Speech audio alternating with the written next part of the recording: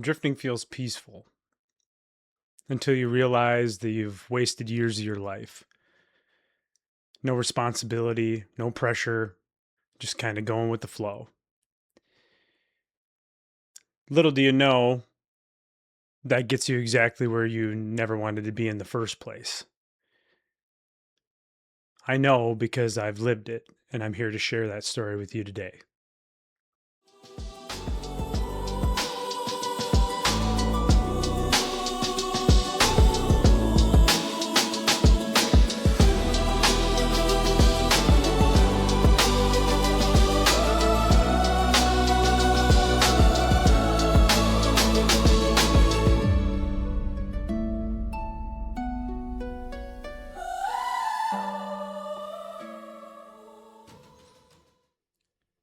Drifting into Utopia. Sounds nice, doesn't it? Well, it might not after I'm done telling you what I need to tell you. Welcome to Undivided. I'm your host, Adam Maxwell, and I'm here to talk about rebuilding your life through faith, discipline, and adventure. Today, we're talking about drifting, something that has been wreaking havoc amongst men for quite a while now. Now we're just seeing the outcome. We're starting to see what it's doing to everybody.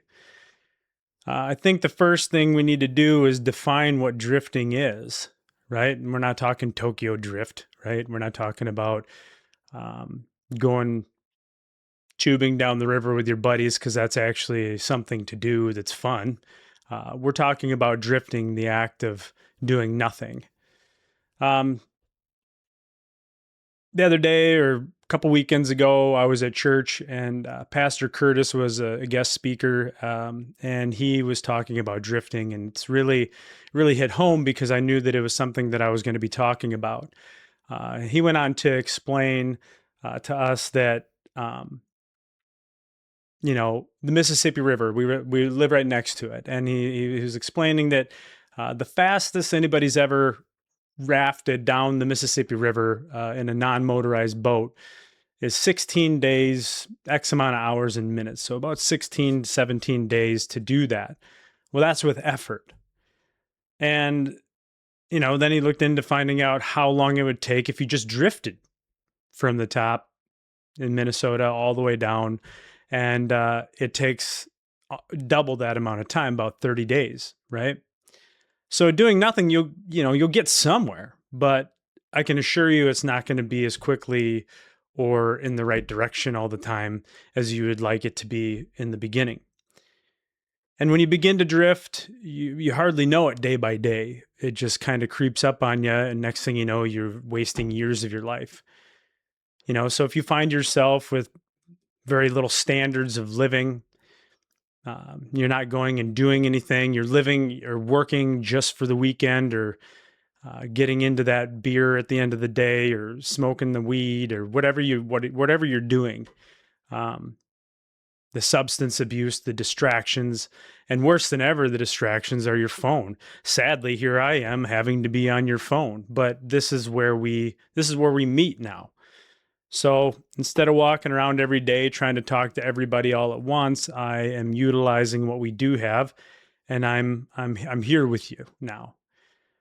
So I just want you to know that the substance abuse, the distractions, and just sitting there waiting for life to figure itself out, something will fall in my lap. The girl that I've been wanting, the job that I've been wanting, any of it, it's not just going to fall in your lap.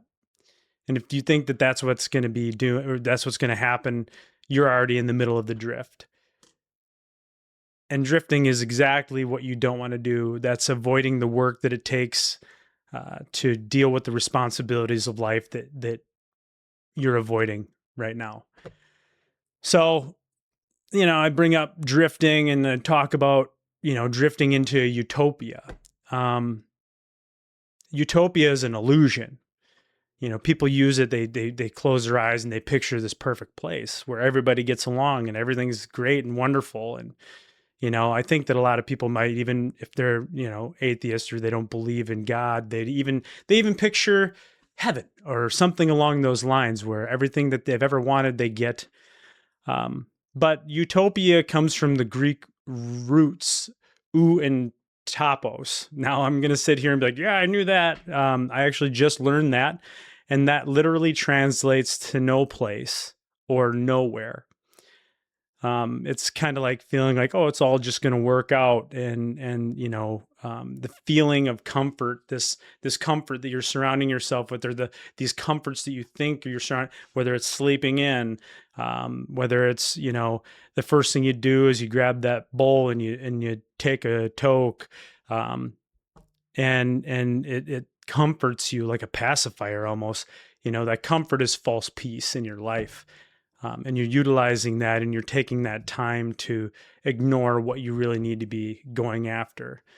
Um, and the avoidance is really a disguise as freedom, right? You feel like, oh yeah, I get to do whatever I want, whenever I want, however I want. And you'll hear that from so many different people. It's not just us men, right? It's women too. This podcast is geared towards men, but we are similar creatures. We are different, and that's all right.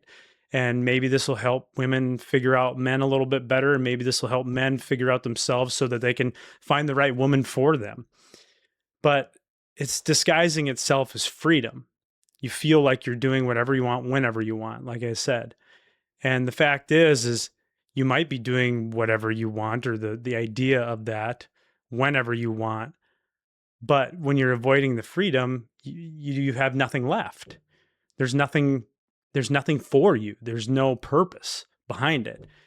I lived it. And I want to get into that a little bit. And I want to tell you a little bit about me. I know that I just barely touched the surface. And even today, I'm only going to touch the surface. I can't tell you everything in one episode, or we'd be here for days, right? But I want to get into it. I want to tell you a little bit about me, where I came from, and kind of what developed my drift, and why I chose to do that for as long as I did. And so, I grew up. I grew up in a normal, a normal American home. Mom and dad married, older brother, older sister. I was the youngest at the time. Our parents divorced when I was 8 years old, and when that happened, it turned our entire family upside down, as one can imagine. And I'm sure that many of you know exactly what I'm talking about. But at a young age, 8 years old, you just can't even wrap your brain around what it's really going to do to you, right? But as it turned our whole family upside down, I just remember even before they divorced, I sat here and I listened to my parents fight. I'd lay there with my head on the ground and cry over them screaming at each other, and I just I look back on it and I see what I'm kind of beginning to see what affected me in the long term to become who I did. So after they got divorced, our family obviously was spending less and less time together. Anger built amongst all of us, rebellion built amongst all of us, the children. My mom, she got into a new relationship pretty quickly, which happens all the time. I mean, what do they call them? Rebounds or whatever, the rebound relationship. And that happens to many people all the time. So after that happened, we moved out of our childhood home, and we bounced from house to house almost every year of our lives, but in the same town, thankfully, I guess as one blessing. At least I had some childhood friends that I could, rely on and kind of make my family too. I can only imagine what it's like to be moved around from state to state or city to city over the years, where it's almost like completely starting over every single time. So I don't know what that's like, but I can certainly imagine it without a question. And as a child, I started drifting as a child. I kind of gave up as a kid, and you can't blame a child for drifting. I think themselves, there's more to the story and more to blame there. But again, sitting here as I am today, the blame game isn't going to help anybody. You live your life, and you realize that once you become an adult, you're the one that's in charge of the change that can happen. So I started smoking pot. First time I smoked pot was sixth grade. I remember it was with a buddy of mine. I'm pretty sure we found it at his parents' house, and then we started nabbing it from him on a regular basis. But I didn't let it completely take me over in the beginning. I still played sports. I loved baseball. I kind of leaned into that stuff pretty good growing up, and but I started slowly. My friends became more my family than my family was my family because everybody kind of, peeled off. My older brother moved away. My older sister moved out and got her own place. And then here I am with, my mom and my little brother. That's another story. And, you know, I, the sports is what kind of held it together for me, but then I stopped. Um, I stopped caring about the sports. My family was too concerned about their own things at that time. And my family stopped coming to my sporting events. And I don't know if you've ever sat in the crowd with your kid. If you don't have any kids, someday I hope you do, and you get to see the smile. Because if you're sitting in the crowd, whether it's at a, like a choir ensemble or whatever you call it, a concert, Christmas concert, or you're late to showing up for a ball game, and they turn and they look into the crowd and they see you, and they just the grin from ear to ear. Every kid just desires that love and that admiration at that time. So I kind of quit sports at that time. Around 16, 15, 16, I stopped really caring about sports. But I do look back on baseball being one of my favorites of all of them. So I started living on my own when I was about 16 or 17 years old. I can't quite pin it. I don't exactly remember. A lot of my past is a little blurry. Some of the stuff that I remember might not even be exactly what happened. As we know, in time, we found out that memories don't always exist the way that you remember them. But I remember living on my own when I was about 16 or 17 years old. My mom wanted to move in with her boyfriend, and I just refused. And I'm sure I was a dick about it. Um, because that's who I was at that time. I didn't really care what anybody thought. And I'm like, I'm not moving. And I'm stayed right where I was and stayed living in a trailer where we grew up. And then I started, failing all my classes and skipping school. I was truant over and over again. Got to fast forward a little bit, otherwise we'll spend forever here, But I did end up, kind of giving a rat's butt about it, and I took off. And my senior year, I was about to fail. I was about to not graduate high school, so I got into a program and I busted my butt at the end, and I just squeaked by. I think I graduated like a 1.8 GPA.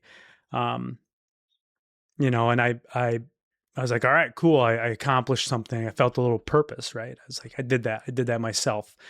And right as I felt like I was on track, things were going okay. I was working. I had a decent job at the time, graduated high school. Here comes adulthood. And I had a roommate that implicated me in some crimes that were committed. And I was then arrested um, at that time. And I was charged with, I think, one or two counts of felony charges. And I was taken to jail. And I sat in the jail cell overnight, and I got out or whatever the next day. And long story short, charges were dropped due to lack of evidence, and life went on. So, it was a stain on my life, and it was pretty lame. I didn't like the peanut butter sandwich that they tried to serve me at 2 a.m. It's one of my main memories there. That, and they shut my toilet off because I just kept flushing it over and over. I mean, what do you expect? I was barely an adult, so don't expect much maturity there. But anyway, charges dropped. Moving on, and this is where the real drift in my life started. I just kind of didn't care. It was a hard start to life. I just did what I wanted to do whenever I wanted to do it, and I was seen as a criminal. I lost credibility with my family. I didn't like to go to family events because I got the sneer. And so then, slowly that internal drift became more and more, and it kind of took over my life. Um, the one thing that I did have going for myself at that time was work ethic. I always worked. Um, I knew that I always needed money because there wasn't going to be anybody there to save me. There was no parachute. There was no safety net. Nothing. It was either fly or die. And so I tried to fly. But you start adulthood and it feels like you got concrete shoes on, and that's just no way to start your life as a young adult. But I know that I'm not the only one. I just want to share with you my story. So it turned into this cycle. I didn't care. Didn't nobody was there for me. No, I just didn't care. So it was work, party, sleep, repeat, work, party, sleep, repeat. And then threw women in there and drugs and alcohol. It was 2 years of just, it was really truly a blur. I wasn't hanging out with my old friends. I moved into La Crosse, Wisconsin, got a new roommate, and I just partied. La Crosse is really well known for being a party town. There's, I think, 3 colleges in one place there, and there's tons of party drugs. And especially at that time, marijuana, ecstasy was huge. Every party you went to, there was a regular party going on upstairs, and then you'd go into the basement, and it was a rave. So you could get yourself your stamp pills and just go party it away and not care about a thing. It was free. Like I was saying earlier, utopia, right? This false freedom. I could do whatever I want whenever I wanted. And so I thought that, you know, I was living this awesome life, and I was wrong. So 2 years just fly by. I don't even hardly remember any of it because of what it was. There's some stories that I can think of, and we'll talk about more of those later. But 2 years go by. I get a knock on the door.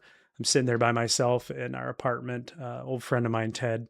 What up, Ted? Anyway, sitting there in just shorts. It was kind of middle of winter time, and the place that we lived at, we were on the second floor, and the guys that lived below us, they controlled the thermostat, and it was radiant heat. So like they controlled the thermostat, so it was always just hotter than hell in our apartment. So there's times where we'd have our windows open. So here I'm sitting in my shorts, no shirt on, knock on the door. And I thought it was weird because usually our friends would just kind of knock, knock and come in, right? And well, that didn't happen. So I was like, that's weird. So I go downstairs and I see there's 2 cops standing on the porch, and I'm like, what is going on? I've been partying, but I haven't done anything wrong, right? And so open the door, and they're there to arrest me. They're coming back for me for those the original crimes that were committed with my old roommate. He again implicated me in the crimes. I don't like to get into it too much, but they gave him plea agreement. He said that I helped him, and there's the felony charges back, started all over again. I mean, I wasn't even hardly getting anywhere, and blam, back down to the bottom. One of my lowest points in my life was that day. So I got shoved into a jail cell on a Friday. Had to stay over the weekend, so now a longer stay. Again, just twiddling my thumbs, flushing toilets, shutting them off on me. I mean, what do you expect? Again, with the peanut butter sandwiches at 2 a.m. And I'm just like, this isn't where I want to be. A career criminal, is that really who I want to become? And I had some time to think about it, and I got drug upstairs on the Monday morning to see the judge, and I was in an orange suit and shackles, and I remember coming out and seeing some of my family sitting there, and I just felt like I was about this friggin' big. It was awful. And so more felony charges, life over as far as I thought. But in the end, I actually won the case by myself. My lawyer bailed on me, and I found that I was actually working when it all took place. So that was sweet. But moving on from there, the drifting got even harder. I had time to think in the jail cell, like, oh, this is where I want to be. But then, you get out. Now I'm back to being free, right? So more drugs, more women, just a total spiral out of control. And then all of a sudden, God gave me the greatest gift that I could ever have, and that was my first child. Didn't see it coming, obviously, though, if you're messing around, you're gonna find out that children are made in a certain particular way, and I wasn't being very careful about it. And so I gave it my best shot. Um, and having a child wasn't the end of the drift, but it was the beginning of finding some anchors to kind of start taking control of my life. Um, I started seeing that I had this person. Finally, I had this purpose, this person that needed me, something outside of myself. Now, like I've said before, and I'll say it again, I'm not saying go get a girl pregnant. That's not what I'm saying. I'm saying that's how it worked out for me. That's the first step towards getting out of the drift. But so I'm going to just speed this up a little bit. So I went to college, tried to become a police officer, ended up not getting a job doing that. My son's mother and I split up. I had to move out, so I lost that life again. Almost went back into just down a spiral. I moved in with my sister, lived there, tried to pull myself together through exercise, playing music, started working on me, got a new job, second job, and that's where I met my future wife. Lauren is her name. Best thing that ever happened to me. Well, one of the best things that's ever happened to me. And then I found an opportunity, took over a restaurant with a couple fellas, and then she moved away. I lost my future wife.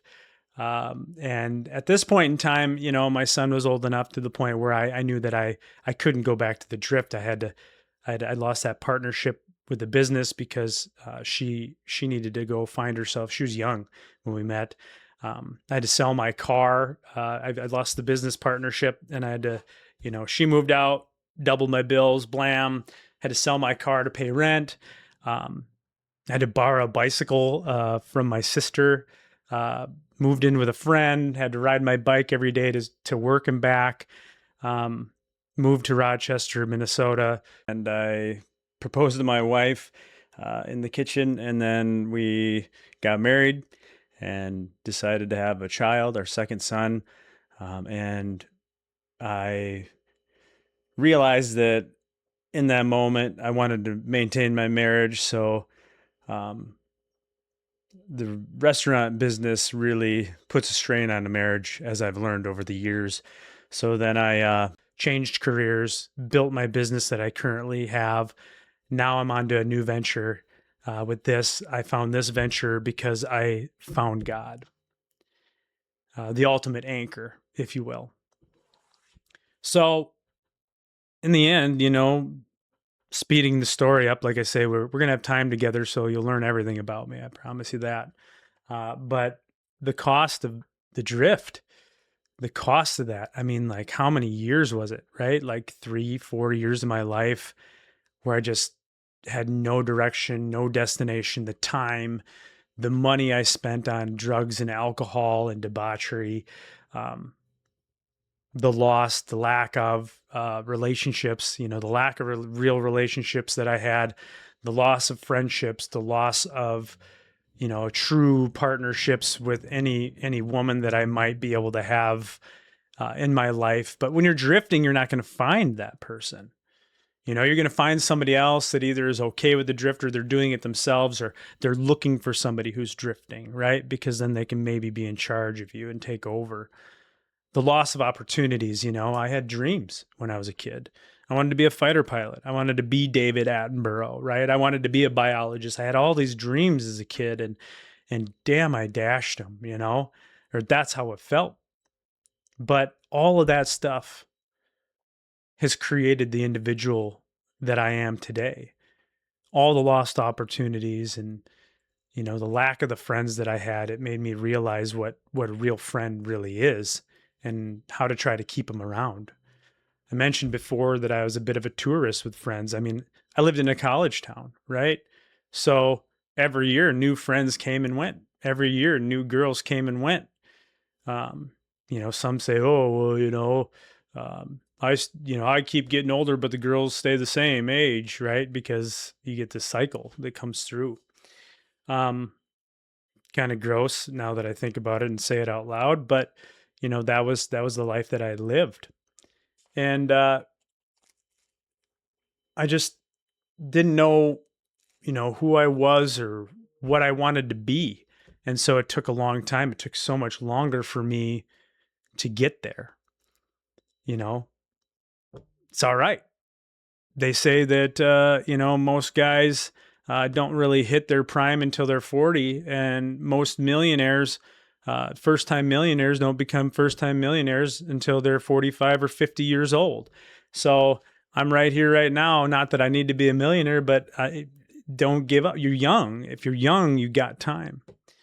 You could ask any billionaire that's 90 years old, would you trade your billions of dollars for my youth? And I can tell you right now, he'd give you every penny he had. If you could switch places, if he could switch places with you. But there's a time and a place for that turning point, right? And it took me multiple tries to figure that out. The second time in jail should have done it, but it didn't quite get me there. Becoming a dad was just the beginning of recognizing that I needed to stop the drift and start paddling myself. I had somebody else that was relying on me, and just realizing as I aged, as I got older, after all the years that I wasted, that nobody was coming to save me. As much as I prayed and hoped that that was going to be the case, nobody's coming to save me. And there's a point where if you're young and your parents are there saving you, there's going to be a point where they stop because they just don't have it in them anymore. I've seen, I feel that, I've felt that feeling. That's another conversation for another time, but realizing that and knowing nobody was coming to save me, I had to change my direction. And it took everything that I had.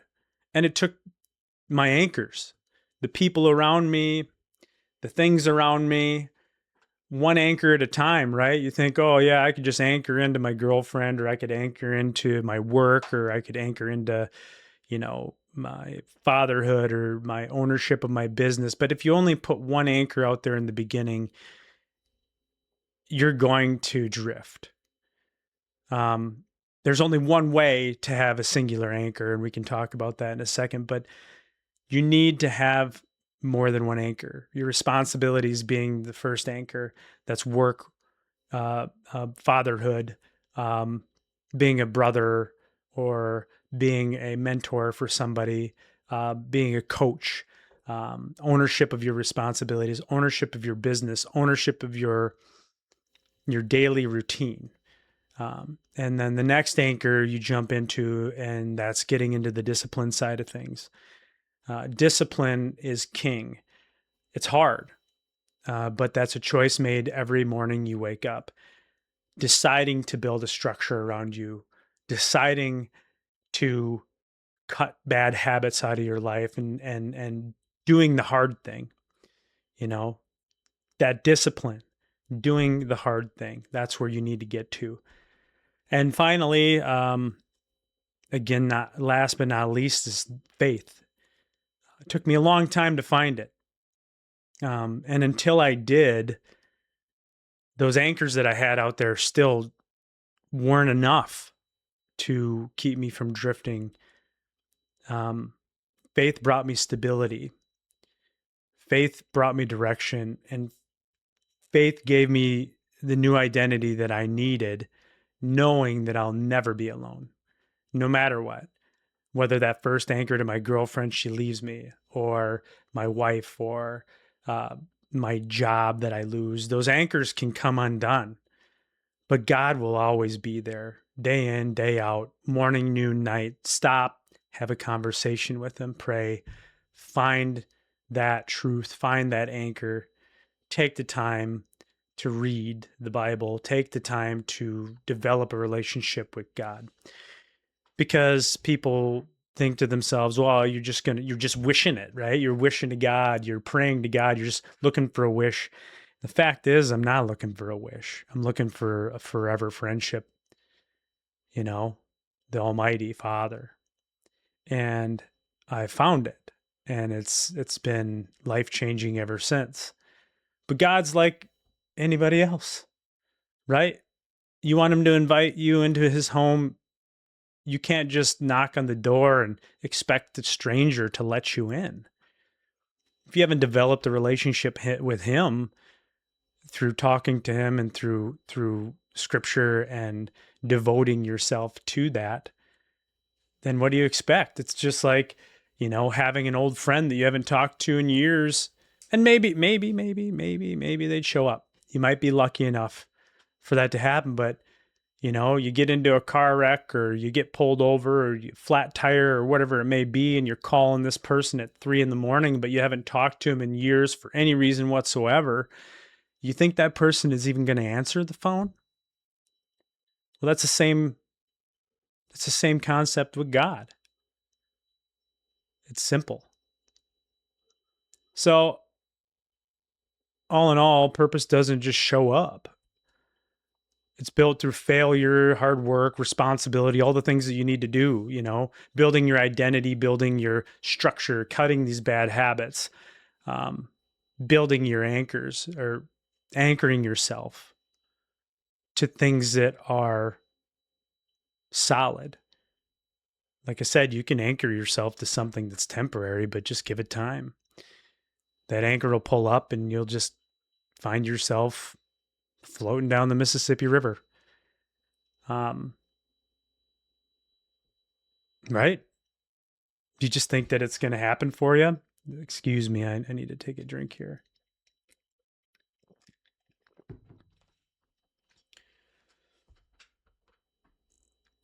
You just, again, you gotta tie this all back. You gotta build a life that, isn't unstable anymore. It's not unpredictable. You gotta try to wake up with purpose. Find something that gets you. Find God. Develop that anchor that can keep you from drifting and give you purpose. Find something that's worth doing. If you're waking up every day with no plan and just floating through, if your life revolves around the next drink or the next puff of weed, the next line of coke or whatever it may be, if you find yourself waiting for something to change but you're not doing anything to change it, then you're already drifting, and you know it. If you can answer any of those as that's you, then you know you're drifting and you need to make a change in your life today. Not tomorrow, not the next day, today. And the thing is that you don't have to make it so complicated. We can simplify it. You can make it easy, and I'm going to help you do that. But quick solutions, a quick reframing of your life. You just have to find and choose responsibility every morning. You need to wake up with that in your brain. Choose responsibility. Choose what feels good to you that's going to make a difference. Set 1 or 2 new standards for your day. Whether it's don't look at your phone for the first half hour of your morning, or pick up the Bible and just start reading it. I suggest starting in the New Testament if you're going to do it. I thought that I was just going to be like, yep, front to back, baby. Found out that's difficult. So, a couple new standards in your life, right? Standard of go out and try to find that person or that job that really intrigues you, not just some random crap job that you don't care about. Stop waiting for something to change and go out there and get it. You need to make the difference. You need to make the change. And I know that you can do it, and you can take that action now. You can take the action today. Look at that bowl sitting there on the counter, the cigarettes, the nicotine, the energy drinks, the things that addict us to the world. I've done them all, guys. Every one of them. Well, minus a couple. We can talk about that later. But with all that said, drifting feels easy because it is, but it costs you everything. Finding direction feels hard because it is, but it gives you everything. I've tried both versions, and I can assure you that I know and you know which one is worth it. So, all in all, guys, moms, dads, brothers, sisters, wives, husbands, whomever you may be listening today, if this is hitting you right at home, then I want you to share it with somebody that you know needs to hear it, that needs to be a part of this. And if you're the guy that's drifting right now and you need something, you need somebody, just message me the word reset and let's talk. I'm down to have a conversation. Give me a call. I'll call you probably. I'm not going to just throw my number out there, but for real, let me know that you need somebody and I'll be there for you. So it's been a blast. It's been a pleasure today talking with all of you.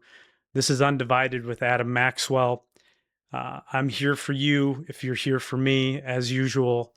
Don't forget to like or subscribe to the podcast. Share this with your friends and family. Share it with the people that you love. And I will be here week after week, sharing with you my views and my help and what matters to me, sharing with you God, the love that is real, and being the one that is here for you. Again, Adam Maxwell with you, Undivided, faith, discipline, adventure. I will see you next week. I love you all. Thank you for being here. Till next time. Peace.